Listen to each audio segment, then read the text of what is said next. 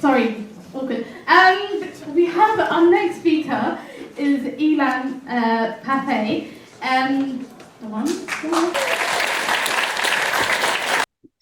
I would like to talk about the difference between pretext and context about the events that occurred on the 7th of October 2023 in Gaza.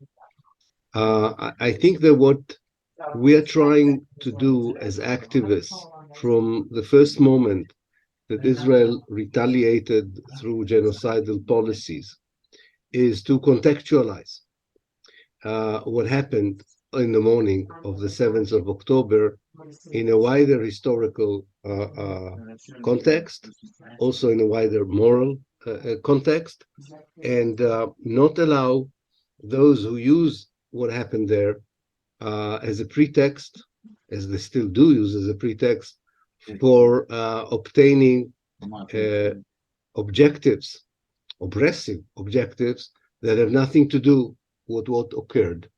Having said that, I'm not saying that everything that was done on the morning of the 7th of October was either morally or strategically valid, but it cannot be taken out, as I say, of historical and moral context. So I would like just to say a few words about the pretext that it created and how to my mind, it should be challenged by insisting on the context and not the pretext. It was used as a pretext, first and foremost, and this is obvious, to implement genocidal policies in Gaza, and they are continuing this evening as we speak. When I say it's a pretext, it means that these policies were already implemented before.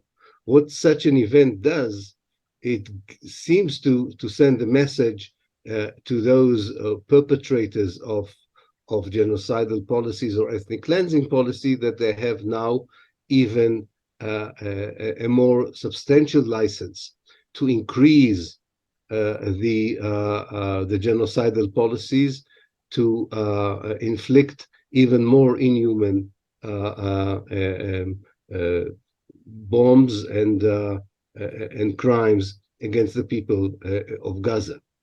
It is not only used as a pretext by Israel towards Gaza, it also is used as a pretext to increase the already existing oppression of the Palestinians in the West Bank.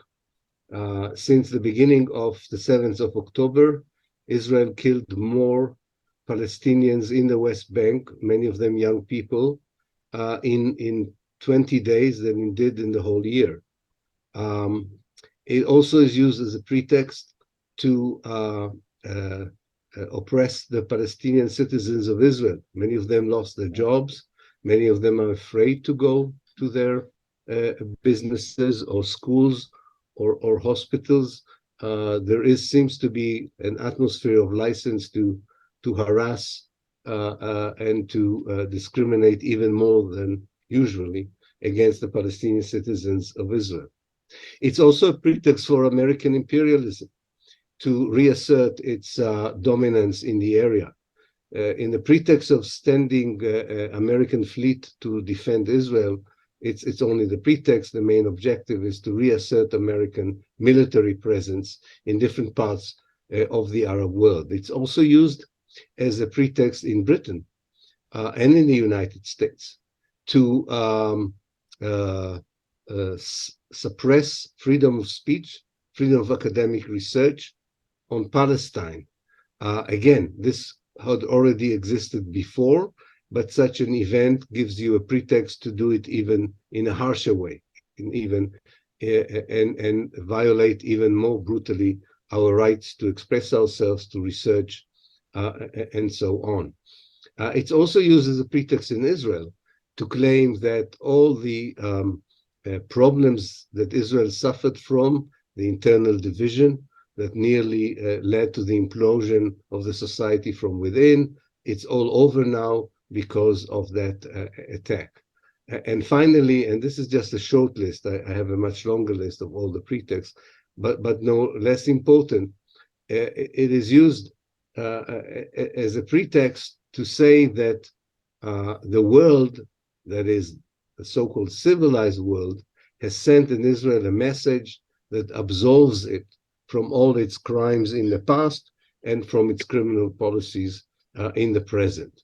Now, when we say something is a pretext, it doesn't mean that we agree with it. It just means that we understand that this is used as an excuse to pursue policies that already were there, but never were not upgraded to such a high level. Take, for example, the new definition of what counts as anti-Semitism and support for terrorism in Britain since the 7th of October 2023.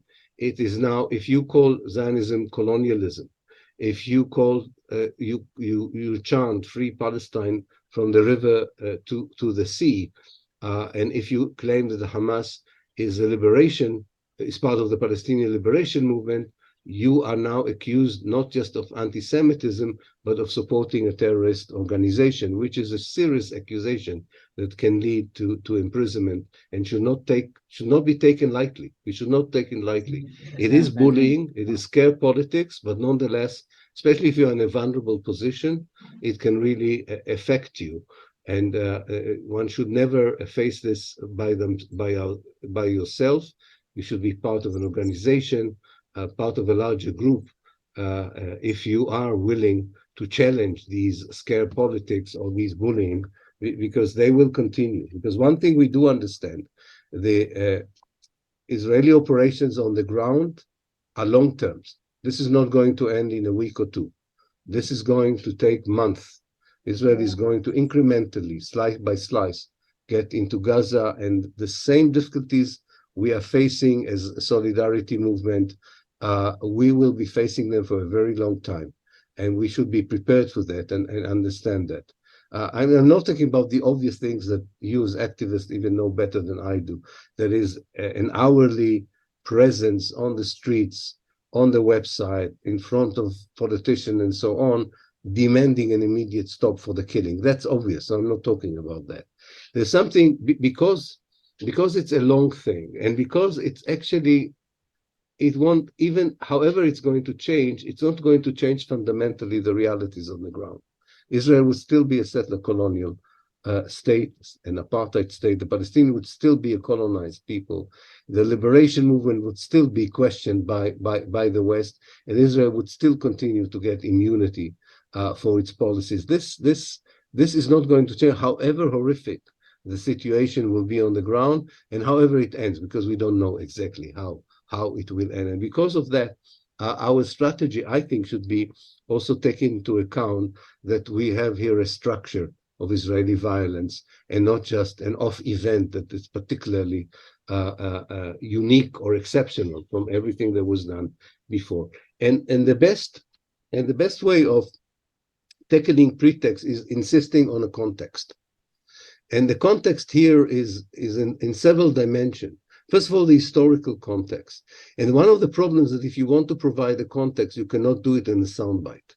One of the biggest challenges we have as people who try to be part of the solidarity movement is that we are facing a propaganda and a narrative that was built over a century. And a soundbite does not defeat it, does not challenge it. We need space and time to explain the history of the colonization of Palestine, the history of evangelical Christianity support for Zionism, the history of ethnic cleansing that began in the 1920s and reached a peak in 1948, the connection between the settlements on the Gaza border and the villages on which, the ruins of the villages on which they were built in 1948, the proportion of, or the high number of 48 refugees in the Gaza Strip is part of that context. We should mention Britain's accountability in that historical context and insist on it when people are throwing at us sound bites of terrorism or support for terrorism or anti-Semitism. We should insist on the context that shows how Britain was complicit in the destruction of Palestine and the Palestinians. And there is, of course, the more immediate historical context, that the turning of the West Bank into a huge mega prison of millions of people who have no right to decide the future and who are subjected to harassment, both of the army and the settlers, and the historical context of the making of the Gaza ghetto in 2007, where people are sieged in conditions that already in 2020 the United Nations defined an unsustainable for human people, for human habitation. Sorry. All this is important because it gives a certain context to the events, and it allows us a moral compass in judging them. If you think about rebellions of African slaves in the 19th century, if you think about some of the action of the FLN against the French settlers, you know that a long colonization, a long oppressive, a long cruel and brutal and inhuman oppression explodes sometimes in the face of the colonizer in such a horrible way, and it does. It did in history, and it will continue to be so in the future. And this context is also very, very important to stress. I don't think we will easily win the battle against the bullying and the suppression of freedom of speech, given the kind of message the Western political systems have sent to Israel as a pretext for other objectives. We already know that our solidarity movement, as powerful and as committed as it is yet to have an impact on the ground. We haven't changed the reality on the ground. And that really means that it's not only the context that we should insist on. And again, I stress, when you do the context, remember, you are facing scare policies and bullying that you should think whether you're going to do it by yourself, whether you are in a vulnerable position, or can you be part of an institution or an organization. Never do it alone, because this will be now the heart of the struggle of the solidarity movement in Britain itself. So I think this is something that we should insist on research. I'll just give you a very short example, because I have another 3 minutes, and with this I will finish. When I wrote an article that said that the Hamas is a liberation movement, I was immediately prosecuted. I insisted that I'm talking as an expert, one of the leading experts on political Islam, on the Palestinian liberation movement, on Zionism, and unlike some of the people who do these framing lightly and without any serious analysis, I insist that my expertise should be respected when I challenge governmental framing of organization and so on. So do check your own credentials, your own credibility, and be aware what you are facing as a struggle. Finally, I want this one sentence about universities. I don't know how many in the audience are students or staff. We are particularly facing it now in the universities. Universities have created special groups.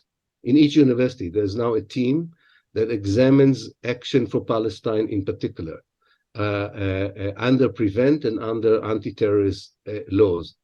Many of you who will express freely their position and strategy would be scrutinized by these groups. You have to take that into account. Everything you write, everything you say would now be scrutinized like never before.